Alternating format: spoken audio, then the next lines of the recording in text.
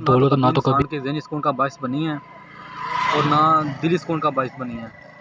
کیونکہ مسئلہ یہ ہے کہ جب تک انسان کے سکون کا باعث انسان کی سوچ نہیں بنے گی نا، انسان کا نظریہ نہیں بنے گا نا، تب تک انسان کو سکون کبھی میسر نہیں ہوگا۔ اب انسان کی سوچ کس طرح انسان کا جو مثبت پہلو ہے اس کو تلاش کریں۔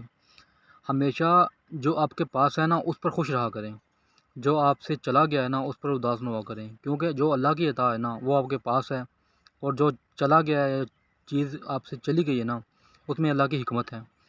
بس چھوٹا سا یہ مین جو ہے نا مسئلہ ہے جس پر ہم کبھی اگر غور کر لیں نا تو ہم نہ تو کبھی پریشان ہوں اور نہ کبھی اداس ہوں، کیونکہ جو انسان اللہ کی نعمتوں کی شکر گزاری کرتا ہے نا وہ ہمیشہ خوش رہتا ہے، اور خوشی ہمیشہ انسان کے اندر چھپی ہوتی ہے، بس اس کو تلاش کرنے کی ضرورت ہوتی ہے۔